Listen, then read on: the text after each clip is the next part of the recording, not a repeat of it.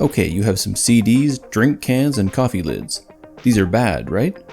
Let me show you how I do bottom of the barrel crafting. First, this energy drink style skinny can. Let's work on the ends. First up, the bottom. These can be opened with a manual can opener. It's a bit fiddly. Make sure the toothed wheel is on the outside.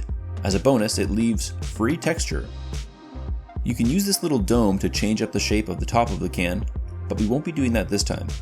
No, we have these terrible flimsy lids from Delivery Food Sauce. Very cool design on the end here. I use a bit of cardboard so it has something to adhere to. The top apparently can be removed too. On this side, I use the tub part of that sauce container to make a false or implied inner dimension. Once the edge is filled in, the idea is that this will look like a massive heavy pipe instead of a flimsy tin can. Fill the gaps with spackle, then plane away the excess once it is set. Satisfying.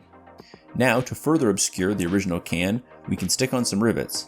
Little details like this draw attention away from the terrible can.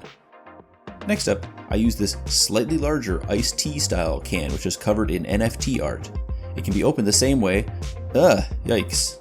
Good thing I have two. This time around, I plan to shorten the can to change its profile. This was super easy to cut down and even easier to press the two halves together. I'm not being serious, please be super careful. This is like squeezing a knife.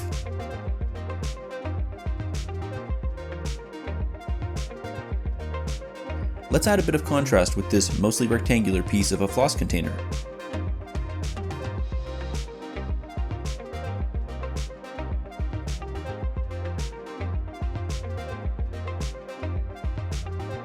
Various cables and pipes made from hair elastics and stuff.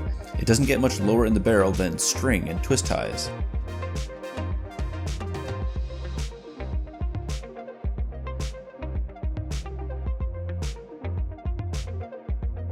The video might have just started, but it's not too late to hit the like button. If you have a printer, then you probably have wasted your money on ink, and in return, all you got were these little plastic tubs.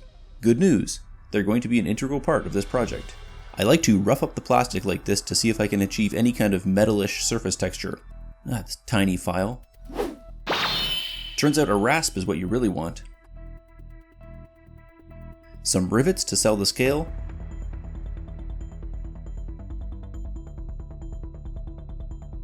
This thing from inside a floss container. Bread tab panels. And this cardboard tube as a bit of surface greeble. Don't have bread tabs or floss? How about assorted boxes? Use the natural shape of cardboard tabs to make some panels. Throw beads upon the surface and spend way too long nudging them around. Keep on doing this until you have more than one. Time for some filler. I take this Wylock paper from the inside of a wine case. This edge part is kind of nifty. I will make a few little boxes to fill in various gaps. The detail isn't the best, but it's ready to go and it's good enough for this purpose. If we can cram in enough little details, it should distract everyone from how bad the materials are. Like the can. Ugh. Next up, I take a few of these Zarfs and waffly latte cups that gave their lives to protect my delicate hands from overly hot coffee and extract the mini corrugated sheets to build a shanty shack for Eric to live in. I don't want to work too hard for structures, so I'll just use a chunk of this box.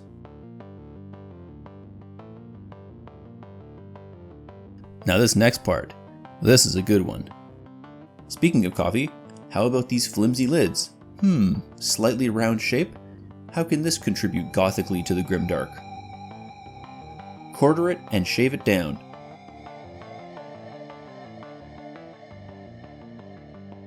Instant gothic archway. I always have these things left over. What a bad material, right? Wait, look at the ridges here. We call that detail. It even has kind of an arched shape.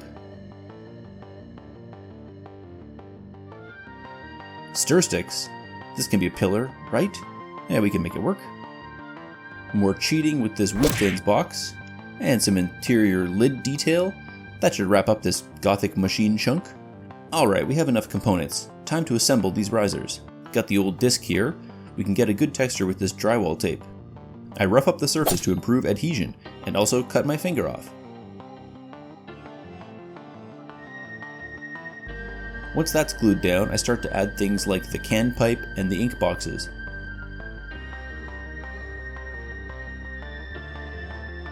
Notice the intentionally not lined up elements. I'm cool like that.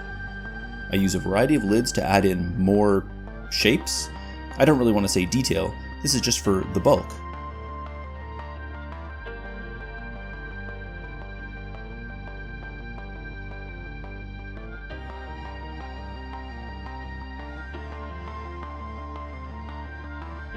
I have tons of these little super glue lids, so I better use them for something. Some lids go onto the top CD as well.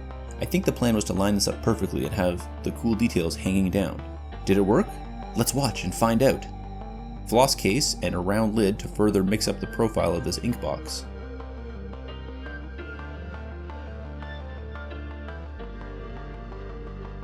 Ha! A faux glue tube.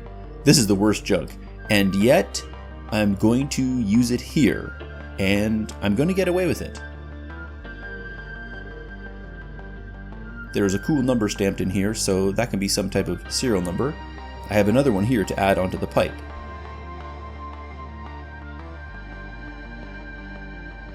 I make another disc floor and start building the next riser. I placed the pop can part even further to one side to aid in that asymmetry, and I had plans to use this old tape holder as a continuation of the round structure. More printer ink boxes here. These are the sort of unifying element, along with the uniform shape of the discs. Attach the Eric's Hobby Work Shack on there and the fork handle as a support beam. Tabs and these tubes are good greeblies to cover the grounds. Maybe an old pen too.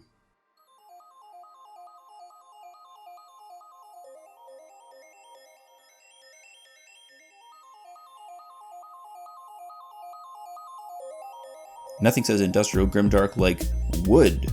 Some popsicle sticks to support the Gothic archway access point.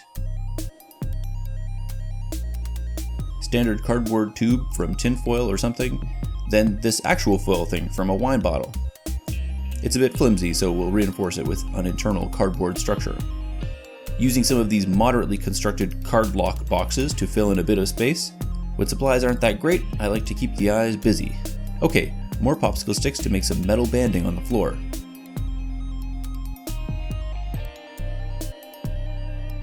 And a bit from inside a highlighter marker. Going back to that first one, it's time to add a bit of random card detail. Again, anytime that you can break up the plain surface, the more likely you are to get away with the crime of using a pop can.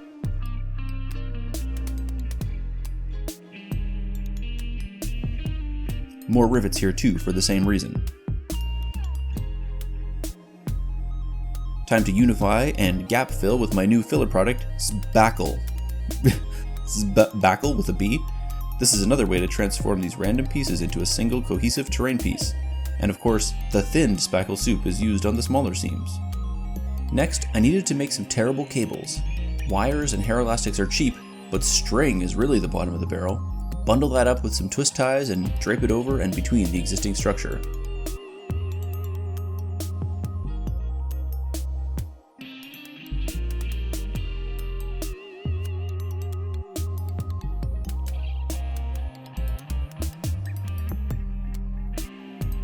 A gratuitous helping of Mod Podge or other PVA glue to hide the fabric texture on these cables. And, just like my grimdark greeble wall, I use a bunch of loose bolts to add a deeper layer of detail and greaves into the nooks and crannies. I prepare another disc with drywall tape, but this time I don't film it, and I cover it in extra glue and spackle. Look at that, a perfect fit. Hey, look at my coffee lid there, bud.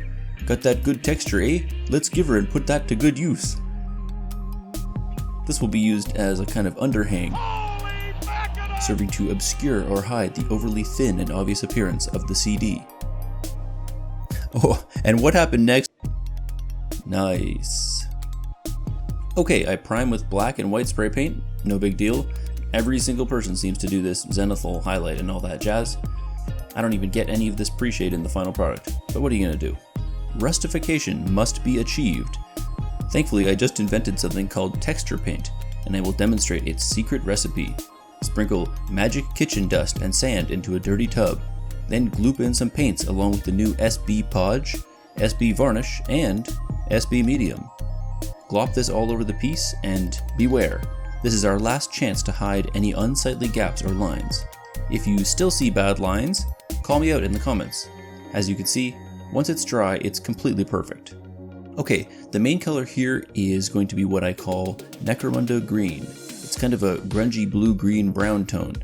You always have to mix your own paints if you want to claim that it's a cheap build. You will never find a real paint at the bottom of the barrel. This gets really roughly overbrushed on, covering all of the primer coat and the majority of the rusty parts. The texture comes through nicely here though.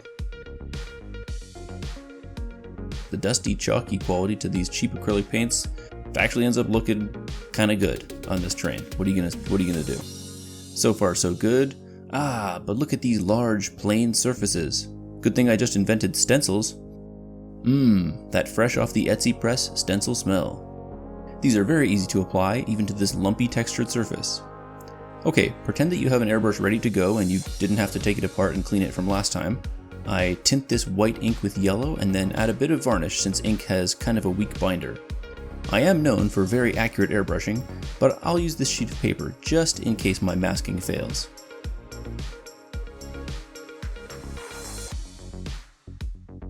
Flawless. But wait, I hear you cry out. I have not an airbrush to use. Fine, let's take a crack at sponging with these bad boys. Okay, that was super easy. I add numbers onto the rest of the pieces as well. It's the 90s, and we need caution stripes. Oh, satisfying.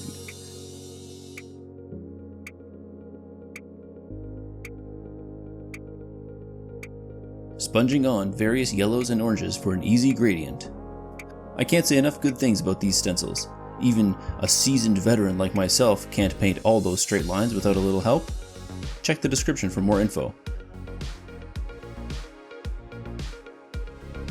I undercoat the cables. Then I paint the cables with colors. I might have gone too colorful here, but we can always layer on the washes to tone that down. There's a small gap in the voiceover here, so what are you waiting for? Subscribe now.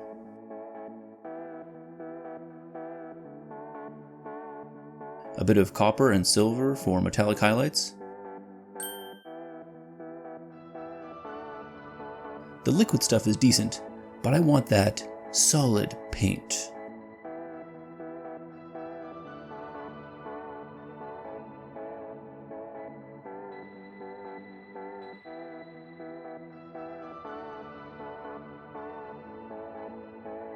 Oops, I almost forgot to put various paints onto the shack. These are just mixed up from leftover cable paints. We're about to get messy, so the old school mat has to come back. Use only scratchbashing approved mixing products in order to achieve the perfect wash. We have a few flavors here: rust, grunge, and green. Always use a bit of water to avoid getting those unsightly rings or staining from the wash. Once these washes or glazes dry, you just keep on layering it up until you're happy with the grunge level. Hint, it should probably have a lot of grunge. A special thanks to my good and epic patrons. You're the reason these projects keep coming. If you want to get in on the action and help me to produce these videos, please visit the Patreon and consider joining. I hope everyone learned how to use these terrible pop cans and old CDs to make passable terrain. As I always say, the parts that make it up are sometimes not quite as good as the entire thing is in the end when seen as a sum of those parts. Remember that stencils go a long way towards that final look, and there's a discount code for them in the description. Check it out. If you didn't like the video and you think that drink cans are fine just the way they are, then leave me your meanest comment. Remember that there's a dislike button too. What are you gonna do? Huh? Punk? Come on. Alright friends, see you in the next build video.